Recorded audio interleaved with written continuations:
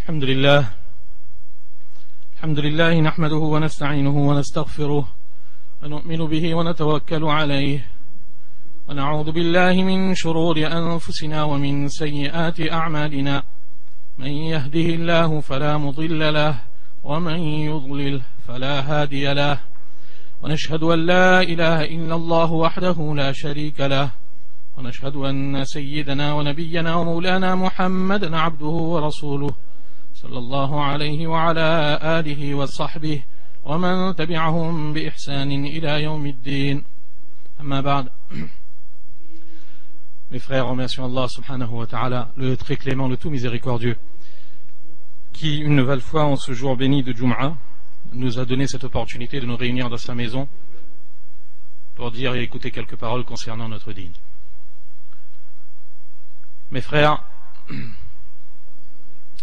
je ne vous apprends rien en vous disant que être mu'min, être croyant, par définition, c'est croire et apporter foi en ce qu'Allah subhanahu wa ta'ala il a révélé, en ce que le prophète alayhi salatu wa salam nous a enseigné. C'est ça le croyant.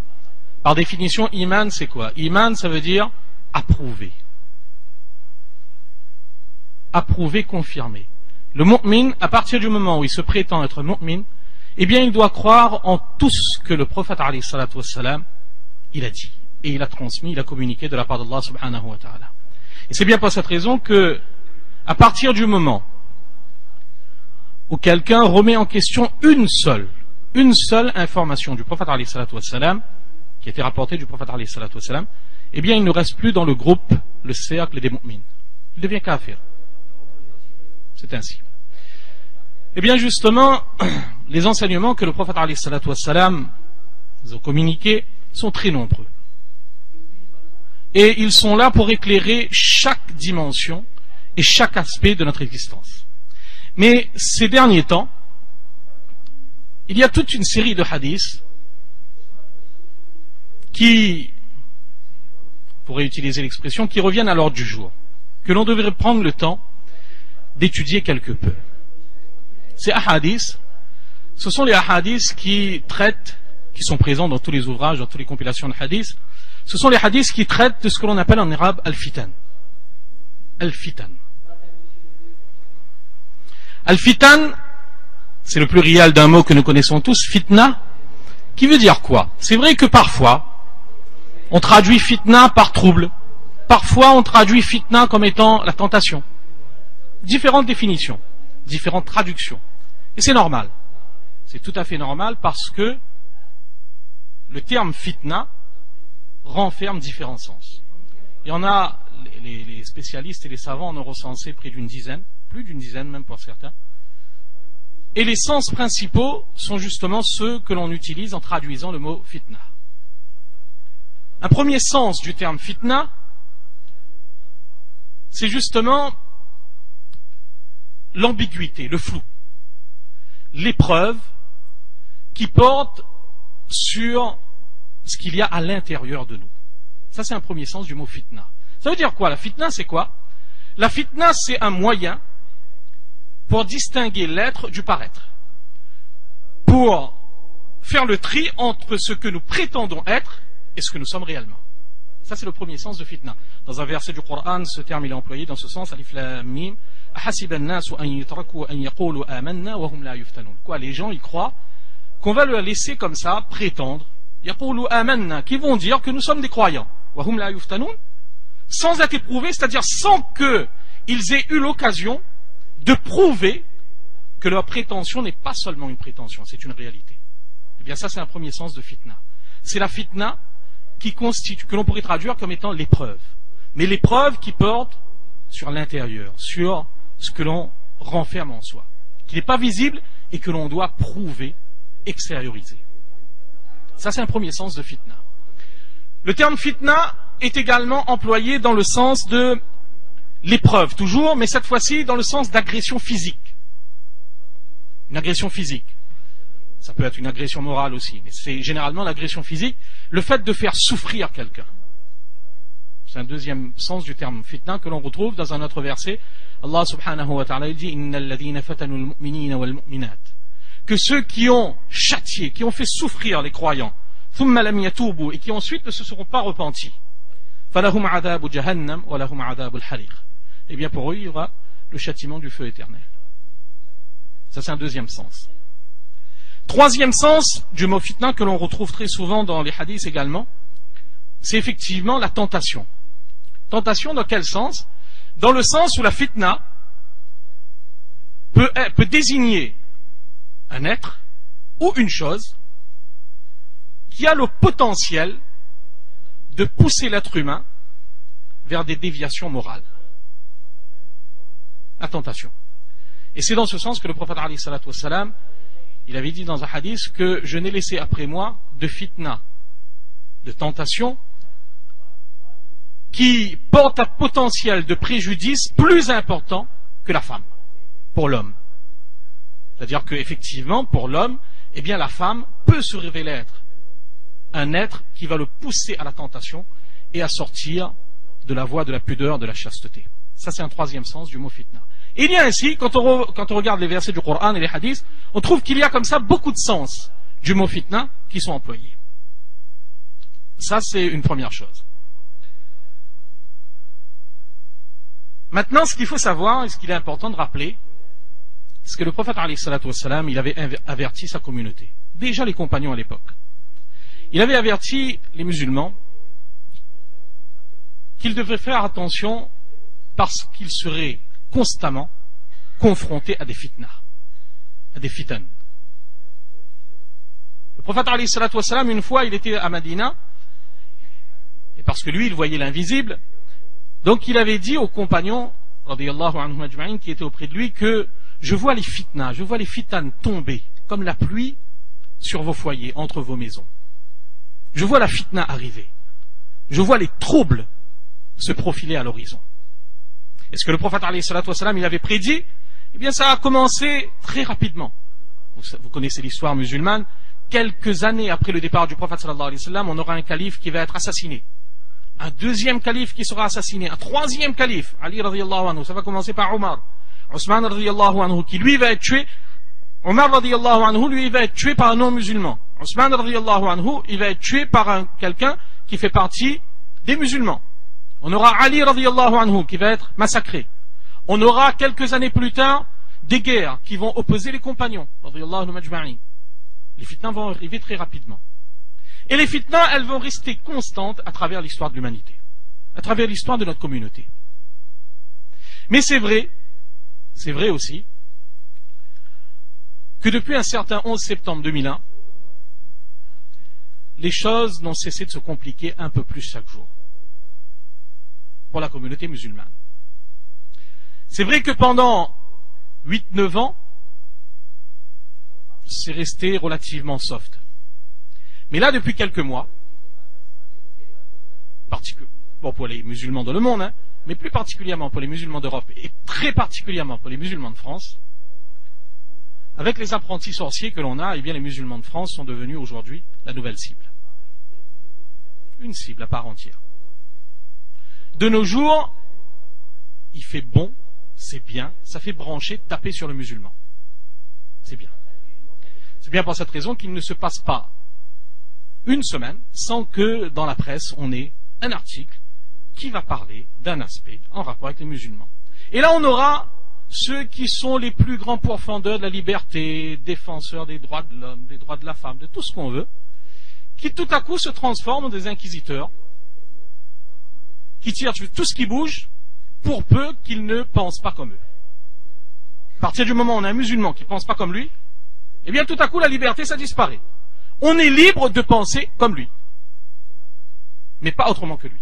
Notre liberté est quand même assez restreinte. Donc ça c'est la situation, elle est comme ça.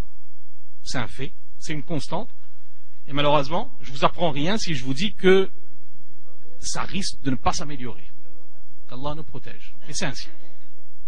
Alors donc forcément la question, et d'ailleurs, quand on revient vers les hadiths, encore une fois, revenons vers les hadiths, on se rend compte que le prophète sallallahu alayhi wa sallam, ça aussi il nous avait mis en garde. C'est vrai qu'il avait averti les compagnons de la proximité d'un certain nombre de fitans qui allaient apparaître, mais il a également averti ceux qui viendraient bien après lui. ceux qui viendraient à proximité du Qiyamah, de la fin des temps. Eh bien, ces musulmans-là, parmi lesquels les signes sont là pour montrer chaque jour un peu plus qu'il semble bien que nous fassions partie de ces gens-là. Eh bien, le prophète sallallahu alayhi wa sallam, il avait dit, il avait annoncé, avec parfois des détails. Et ça, c'est le wahi, c'est la révélation. C'est pas des blagues, c'est pas des histoires. Le prophète alayhi wa sallam, quand il parlait, ça venait d'Allah subhanahu wa ta'ala. Eh bien, le prophète sallallahu alayhi wa sallam, il a donné parfois des précisions incroyables, extraordinaires, par rapport à ceux qui allaient se passer par la suite. Dans un hadith, le prophète sallallahu alayhi wa sallam, il disait, la taqumu as-sa'a hatta tadhhura al-fitan. Que justement, l'heure, le qiyamah, ne surviendra pas tant que ne feront pas leur apparition les fitan. Et ensuite, le prophète sallallahu alayhi wa sallam, il va citer un certain nombre d'exemples. Différents exemples dans différents hadiths. Le prophète sallallahu alayhi wa sallam va parler, yakthura al-kadhib. Le mensonge se répandra, se multipliera. Pas besoin d'interpréter, il suffit de lire la presse aujourd'hui.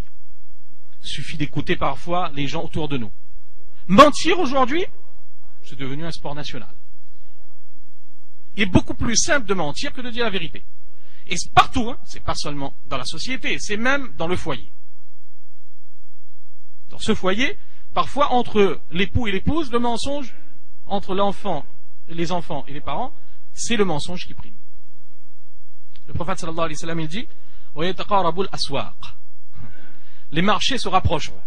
Alors à une époque, peut-être que les savants, ils avaient quelques difficultés à comprendre, mais qu'est-ce que ça veut dire que les marchés vont se rapprocher? Quoi, il y aura des marchés un peu partout, ça veut dire quoi? Aujourd'hui, mondialisation, il n'y a même plus besoin d'expliquer ces hadiths. Il suffit de regarder. Aujourd'hui, avec un clic de souris, on achète ce qu'on veut, on vend ce qu'on veut. Les marchés se sont rapprochés. Le prophète sallallahu alayhi wa sallam, il dit, le temps se contractera. Alors il y a diverses interprétations qui ont été données. Est-ce que c'est réellement le temps qui va se contracter? Diverses interprétations. Là aussi, aujourd'hui, quand on regarde, c'est le constat qu'on fait tous les ans, surtout quand arrive le mois de Ramadan. Déjà? Ben oui, déjà. Ça passe si vite. Ça passe si vite. Le prophète sallallahu alayhi wa sallam, il disait, harj. Et ensuite augmenteront les crimes et les meurtres. Dans un hadith, il dira, jusqu'à ce qu'à une certaine période, eh bien, même le criminel, le meurtrier, il ne saura pas pourquoi il a tué, et la victime ne saura pas non plus pourquoi elle a été tuée. C'est ce qu'on voit à longueur de journée. Le prophète sallallahu alayhi wa sallam, dans d'autres hadiths, toujours, en parlant des signes, de ces fitanes qui viendront à la fin des temps, qu'est-ce qu'il dit? وَتَكْثُرُ الزَّلَازِلِ. Les tremblements de terre se multiplieront. Et qu'est-ce qu'il dit encore? يَكْثُرَ فِيكُمُ الْمَالِ فَيَفِيزُ. Les richesses se multiplieront. Et ensuite, il emploie un terme, yafiz, c'est-à-dire qu'ils vont s'écouler, un peu comme on a des rivières qui s'écoulent. Et bien pareil, aujourd'hui, prenez les chiffres de la bourse, etc. Vous verrez qu'on parle de richesse virtuelle, hein, qui dépasse des centaines de fois la richesse réelle qui existe. On entend des chiffres parfois, on se dit non mais c'est pas possible. Et c'est comme ça.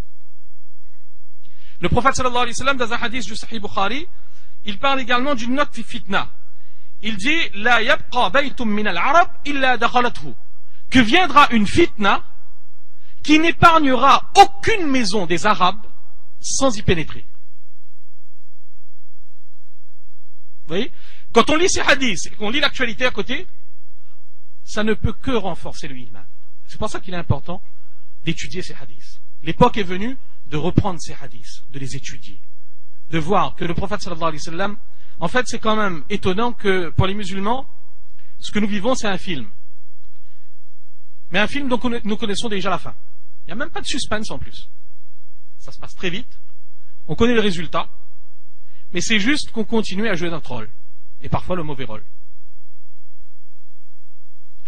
Alors ça c'est donc le constat. Alors forcément la question, c'est bien beau de faire un constat.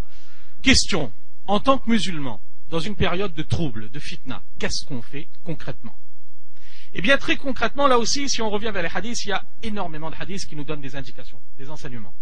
On peut regrouper ces différents enseignements autour de trois grands pôles, trois grands principes à prendre en considération, trois grands enseignements auxquels il faudrait essayer de s'attacher. Première chose que le prophète sallallahu alayhi wa sallam nous enseigne, Ben c'est déjà ne pas se croire plus fort que l'on est. Rester toujours humble et craindre les fitanes. Parce que le problème c'est ça, c'est qu'aujourd'hui on a souvent une autosatisfaction. En regardant le contexte, on se dit non mais ça c'est pour les autres, pour moi ça va, alhamdoulilah. Vous savez les compagnons, il y avait un compagnon, radiyallahu anhu, Ibn Abi Mulaika, radiyallahu anhu, qui disait que j'ai rencontré, c'est un tabi'i, me semble, Allahu alam, qui disait que j'ai rencontré 30 compagnons, 30. Et chacun d'entre eux craignait l'hypocrisie, qu'ils ne deviennent hypocrites. Le nifaq. Et là, on parle bien de l'hypocrisie comme à l'époque, hein, c'est-à-dire quitter l'islam. Ça, c'était les compagnons. Et le problème, il est triple. C'est que il est double. C'est que nous ne sommes pas des compagnons. On n'a pas vécu avec le prophète sallallahu alayhi wa sallam, jusqu'à preuve du contraire. Et deux, ce que les compagnons, leur iman, c'était quand même autre chose. Ils avaient un ilm, ils avaient une connaissance qui leur permettait de rester quand même un peu plus armés face aux ambiguïtés. Aujourd'hui, nous, on vit dans un monde où l'ambiguïté est omniprésente. Chaque jour, il y a un débat qui nous pousse à nous questionner nous-mêmes sur notre dîne. Et le problème, c'est qu'on n'a pas les éléments forcément pour y répondre. Et c'est comme ça, et le problème, il est là, parce que parfois, on ne se rend pas compte, on minimise des choses. On se dit, oui, non, mais ça, c'est pas un problème. Et on dit des paroles qui parfois peuvent nous exclure de l'islam sans même qu'on s'en rende compte. Et ça, c'est la pire des choses. C'est pour ça qu'il faut rester vigilant. Je vous donne un exemple. Souvent, les ulama, ils répètent cet exemple. Mais il faut le rappeler. Vous savez, ne pas pratiquer un enseignement de l'islam qui n'est pas obligatoire. Sunnah, mustahab, tout ce qu'on veut. Ne pas pratiquer, c'est pas bien. Le musulman, idéalement, il doit pratiquer tout ce que le prophète sallallahu alayhi wa sallam a enseigné. Que ce soit concernant les hommes, que ce soit concernant les femmes. Maintenant, si on ne peut pas, ou bien si on ne veut pas, on ne devient pas kafir pour autant. Ça ne fait pas sortir de l'islam. Et attention, se moquer d'un enseignement de l'islam, ça fait sortir de l'islam. Ça y a aucune divergence là-dessus. Critiquer un enseignement de l'islam, alors justement, quand on n'est pas d'accord, on la ferme. Mais on ne critique pas. Parce que critiquer ce que Allah et son messager ont encouragé, c'est qu'on se pose en juge devant Dieu. Et ça fait sortir de l'islam. Vous voyez, il y a parfois et parfois dans la discussion, dans les polémiques, parfois, on dit des choses, mais il faut faire extrêmement attention. Attention, on n'est pas là pour se juger les uns les autres. Mais c'est pour que soi-même, on prenne conscience qu'avant de parler, il faut faire extrêmement attention. Extrêmement attention. Donc ça, c'est la première chose. Ensuite, la deuxième chose que le prophète sallallahu alayhi wa sallam nous a enseigné, un élément aussi, c'est que le prophète sallallahu alayhi wa sallam, il nous a enseigné aussi que lorsque les fitanes surviendront, eh bien, il faut surtout ne pas s'en approcher. Dans un hadith, le prophète sallallahu alayhi wa sallam, il dit que viendront des fitanes, des épreuves, des troubles. Celui qui est assis sera plus à l'abri que celui qui est debout. Celui qui est allongé sera plus à l'abri que celui qui est assis. En gros, le prophète sallallahu alayhi wa sallam, et dans la suite du hadith, il dit que celui qui regardera, qui portera son attention vers ces fitanes, eh bien, ces fitanes le happeront. Il sera rattrapé par les fitnas. Donc, s'écarter des polémiques, et tout ce qu'il y a. On fait ce que Allah et son prophète nous ont enseigné de faire, et le reste, de toute façon, ça ne change rien. Ça ne va rien changer. On fait ce qu'on a à faire, on s'occupe de nos obligations, on fait ce que Allah et son prophète nous ont enseigné, nous ont exhorté, aider son prochain, être bon envers son prochain, adopter le comportement adéquat dans une société majoritairement non musulmane, etc. Tout ça, les enseignements, on les connaît. C'est ça qu'on nous demande de faire. Le reste, on n'a que faire. Ça, c'est donc le premier enseignement. Deuxième enseignement que le prophète sallallahu alayhi wa sallam il nous a donné, eh bien, c'est bien évidemment, quand on est vigilant, eh bien, il faudra aussi faire très attention à se protéger des fitanes. On ne va pas s'exposer aux fitanes. On l'a vu, même les compagnons ils craignaient les fitanes. Il ne faut pas se croire donc plus fort que ce que l'on est, et donc se protéger des fitanes. Quels sont les moyens de protection? Eh bien, aujourd'hui, on pense très souvent à beaucoup de moyens de protection. Aujourd'hui, quand il y a un problème qui tombe sur la communauté musulmane, on pense à tous les moyens politiques, écologiques, économiques, les moyens juridiques dont on dispose. C'est très bien. Il faut utiliser les moyens dont on dispose dans notre pays. Mais on semble oublier que la première chose, c'est faire dua avec Allah. Ça commence par là. Ça commence par là et ça se termine par ça. Il y avait un compagnon, radiyallahu anhu, qui disait, Huzaifa, Huzaifa, c'était le spécialiste des fitan, justement. C'était lui qui était le plus informé. La plupart des hadiths concernant les fitan, eh bien, ont été rapportés par Huzaifa radiyallahu anhu. Eh bien, Huzaifa radiyallahu anhu, qu'est-ce qu'il dit?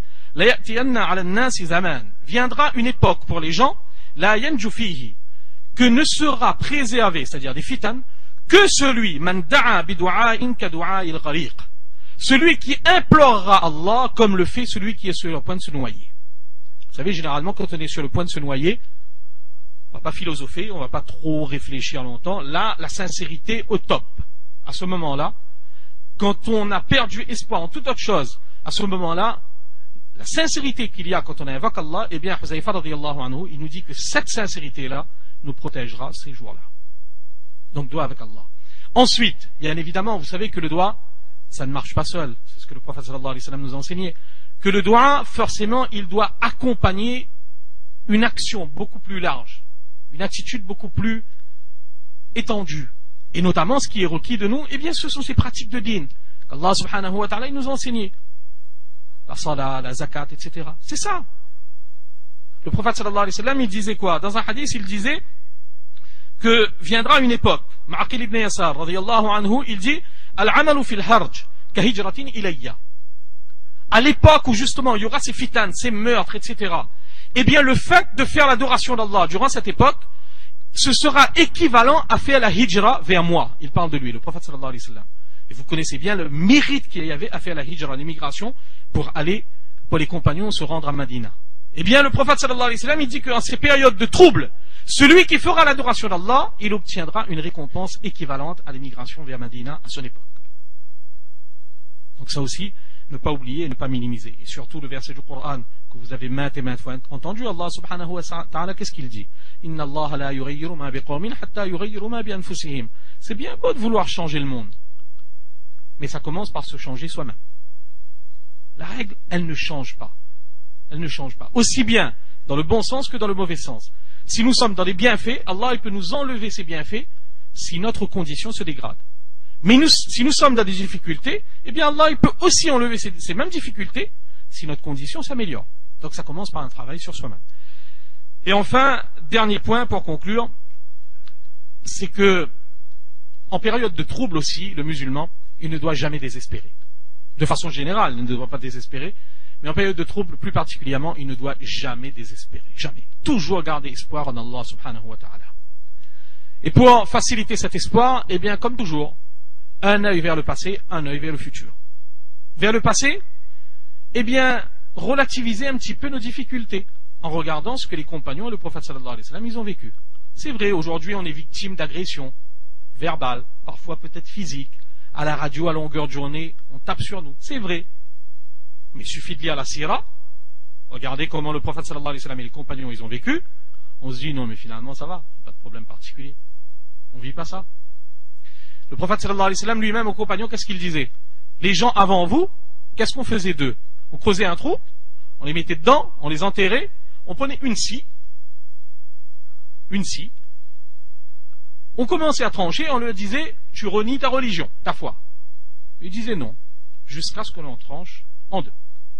On prenait des pics en fer, on les lacérait le corps jusqu'à enlever toute la chair du corps pour qu'ils renient leur foi. Et ils ne le faisaient pas. Donc c'est quand même un petit peu mieux aujourd'hui. On n'a pas encore vécu ça. Qu'Allah nous en préserve d'ailleurs. Donc ça, regarde vers le passé. Et puis regarde vers l'avenir, bien évidemment, relativiser par rapport à ce qui nous attend. Là aussi, le prophète sallallahu alayhi wa sallam, dans les hadiths, qu'est-ce qu'il nous dit? Que le jour du jugement dernier, Allah, il prendra quelqu'un qui sur terre n'a fait que connaître la douleur des problèmes. Et ça, c'est pas moi qui le dis, c'est les termes du hadith. Les termes du hadith, c'est que cette personne n'a jamais connu le bonheur. Jamais.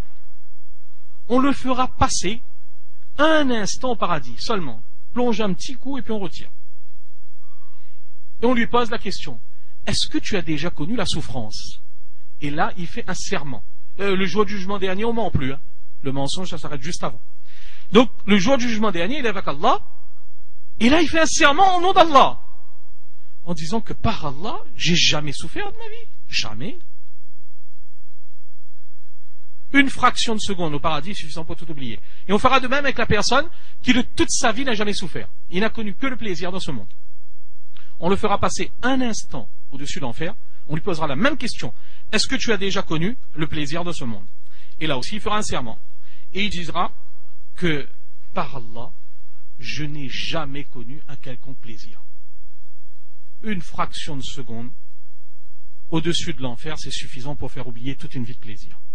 Qu'Allah subhanahu wa ta'ala me donne à moi-même la compréhension, et surtout qu'Allah nous aide à passer, à vivre, qu'Allah mette un terme à ces épreuves, et qu'Allah nous aide à passer également ces épreuves qui sont déjà présentes, qu'Allah subhanahu wa ta'ala protège la communauté, qu'Allah subhanahu wa ta'ala fasse de nous, chaque jour qui passe, de meilleurs musulmans. Allahu a'lam, wa akhiru da'wana, alhamdulillahi rabbil alamin.